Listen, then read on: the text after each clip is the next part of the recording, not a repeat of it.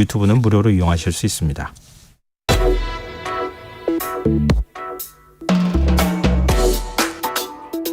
더 나은 내일을 준비하는 시간 KBS 1라디오 김성환의 시사야. 직장 내 괴롭힘 금지법이 시행된 지 4년이 지났지만 5인 미만 사업장은 적용 대상에서 여전히 빠져있는 상황입니다. 이렇게 법의 보호를 받지 못하는 노동자들을 모아 시민단체 직장갑질 119에서 성토대회를 열었다고 하는데요. 이들이 왜 어떤 피해를 겪고 있는지 또 해결법은 없을지 직장갑질 119 5인 미만 특별위원회 이선민 변호사 연결해서 얘기 나눠보도록 하겠습니다. 변호사님 안녕하십니까? 네, 안녕하십니까. 이선민 변호사입니다. 네, 성토대회를 여셨다고요? 이 어떤 계기로 시작하게 된 겁니까? 네, 최근 정부나 여당에서 이제 근로기준법을 개정해서 그 5인 미만 사업장에 그 근로기준법을 적용하는 방안을 추진을 한다고 하는데요. 네. 고용노동부도 인격권 보호를 중심으로 이 사업장 부담을 고려하면서 이 단계적으로 근로기준법을 적용한다는 업무 계획을 발표하기도 했습니다. 네. 그런데 이러한 말과 행보가 무색하게 그 5인 미만 사업장에게 일하는 근로자들에게는 여전히 그 근로기준법 핵심 규정이 적용되지 않고 있는데요. 그래서 5인 미만 사업장에 다니는 근로자분들께는 굉장히 시급한 문제입니다. 그래서 5인 미만 사업장의 근로자들이 이제 아무 때나 아무렇게나 해고가 될 수도 있고요. 아니면 남들이 다 쓰는 연차휴가도 없고, 아니면 한 주에 100시간 정도 일을 시켜도 되고, 직장 내 괴롭힘을 당해도 보호를 받지 못하는 등 굉장히 많은 문제를 가지고 있어서 저희가 이제 이번에 5인 미만 사업장에 대해서 근로기준법이 전면 적용돼야 하는 이유에 대해서 말하고자 성토대회를 준비하게 되었습니다. 어떤 피해 사례가 발표됐습니까? 총 4분이 현장에서 참석을 해주셨는데요. 네. 부당해고, 직장 내 괴롭힘, 휴가 미보장 등 근로기준법이 적용되지 않아서 생긴 피해들을 증언해 주셨습니다. 근데 이런 문제들이 한 가지만 발생하는 게 아니라 복합적으로 일어났는데요. 대표적으로 2가지 정도만 말씀드리도록 하겠습니다. 네. 첫 번째 사례는 항공사 A씨 사례인데요. 그 A씨는 그 4대 보험 가입을 시켜주겠다는 학원에 취직을 하였습니다. 그래서 프리랜서 때보다는 급여 조건이 좋지는 않았지만 그 4대 보험을 가입을 시켜준다기에 근무를 시작을 했는데요. 네. 그런데 근무한 지 5개월 정도 됐을 때 건강보험공단에서 보험료 미납 독촉장이 날아왔다고 합니다. 월급에 4대 보험료를 떼고 주었기 때문에 네. 당연히 보험료를 납부하고 있다고 생각을 했는데요. 이에 대해서 학원 원장에게 문제를 제기하였더니 바로 다음 달 일을 그만두라고 하면서 이 해고 통지서를 보냈다고 합니다. 그러면서 이제 사업진 원장이 하는 말이 이 5인 미만 사업장이 이 해고가 자유롭기 때문에 아무 문제가 없다 이렇게 얘기를 했다고 하고요. 네. 두 번째 사례는 그 사회복지시설에서 일한 B씨의 사례인데요. 7년째 일하던 도중에 사용자가 그 불법적으로 보조금 유용에 대한 지시를 했다고 합니다. 그래서 위법하다고 여겨서 거부를 했는데요. 그때부터 이제 업무 배제라든지 폭언, 해고 위협 이런 것들이 시달렸다고 합니다. 그런데 직장 내 괴롭힘으로 신고를 했지만 이제 5인 미만 사업장이기 때문에 신고를 취하하라 이런 답변만 받았다고 하고요. 네. 광역자치단체 인권센터나 국가인권위원회에 신고를 해서 직장 내 괴롭힘이 인정을 받았지만 결국 권고밖에 할 수 없기 때문에 법적으로 이행할 책임이 없다고 회사에서는 이를 무시했다고 합니다. 근데 이 결국 이제 네, 말씀하십시오. 네, 그래서 이제 5인 미만 사업장에서 일단 사실 하나만으로 2019년부터 4년이 지난 지금까지 국가의 보호를 받지 못하고 법원에서 오롯이 혼자 싸우고 계신다고 말씀드리고 싶습니다. 이번 성토대회에 참여하지는 않았지만 직장갑질 119에 도움을 요청한 분들은 훨씬 더 많을 거 아니겠습니까? 근데 직장 내 괴롭힘 수준 어느 정도입니까? 그 직장 내 괴롭힘 수준을 비교한다는 게 적절하지 않을 수도 있겠지만요. 네. 저희가 그 조사한 통계 자료를 토대로 말씀을 드리면 그 5인 미만 사업장에서 겪는 직장 내 괴롭힘이 다른 사업장보다 더욱 심각한 것으로 나타났습니다. 그래서 그 직장갑질 119가 분기별로 직장인 1000명을 대상으로 설문조사를 하는데요. 네. 직장 내 괴롭힘의 심각성이 5인 미만 사업장 노동자들이 매우 높게 나타났고 이번 6월 조사에서는 그 5인 미만 사업장 노동자의 56.5%가 직장 내 괴롭힘 수준이 심각하다고 응답을 했습니다. 그래서 302년 사업장은 41.9%에 비해서 약 한 15% 정도 가량 높은 수준이라고 말씀드릴 수 있을 것 같습니다. 일반 사업장하고 비교했을 때요. 괴롭힘의 유형이나 특징들이 좀 있을까요? 폭언이라든지 업무적으로 괴롭힌다든지 사적으로 지시한다든지 이제 일반적으로 일어나는 직장 내 괴롭힘은 규모와 관계없이 동일하게 나타나는데요. 네. 다만 이제 소규모 사업장의 경우에는 이중의 피해를 입는 경우가 있습니다. 대표적으로 그 5인 미만 사업장에서 일을 하면은 직장 내 괴롭힘 신고를 못하게 되는데요. 직장 내 괴롭힘을 받아서 스스로 퇴사를 하게 되면은 실업급여를 받을 수가 없습니다. 이 자발적 퇴사자의 경우에는 실업급여를 받을 수 없는 게 원칙이긴 한데 네. 이 직장 내 괴롭힘으로 인정을 받으면 실업급여 수급 대상이 되거든요. 근데 5인 미만 사업장의 경우에는 이제 근로기준법 관련 조항이 적용되지 않기 때문에 그 실업급여를 수령을 할 수가 없습니다.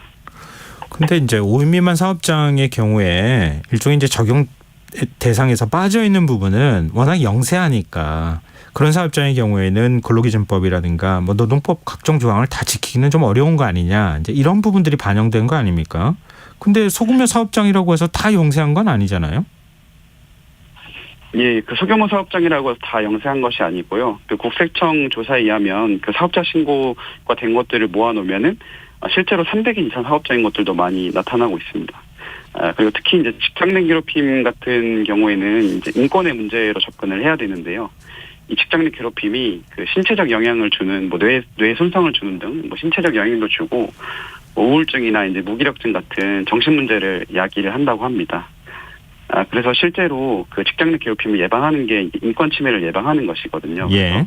그래서 사업장 규모 관계없이 직장 내 괴롭힘을 금지해야 된다고 생각을 합니다. 사업장 쪼개기 예전부터 문제가 되지 않았습니까? 어느 정도입니까? 실태가 어떻습니까? 그 실질적으로 사업장 쪼개기를 하게 되면은 뭐 서류상으로만 회사를 쪼개거나 아니면 4명까지만 직원으로 등록하고 나머지는 직원으로 등록하지 않는 사례들이 있거든요. 그래서 실제로 이게 통계가 완벽하지는 않고요. 직장 내 괴롭힘의 경우에는 직장 내 괴롭힘의 경우에는 실제로 그 해고 제한 규정이 적용되지 않는 점을 악용을 해가지고 괴롭힌 다음에 해고를 한다고 합니다. 그럼 뭐 이런 거잖아요. 근데 전 좀 궁금한 부분은 그거예요. 이렇게 쪼개기를 한다고 그래서 그렇게 썩 뭐랄까요? 회사 차원에서 좋을 것 같지는 않거든요. 근데 이게 어떤 그 사업주의 특성 때문입니까? 아니면은 법적으로 굉장히 좀 유리하거나 혜택을 볼 수 있습니까?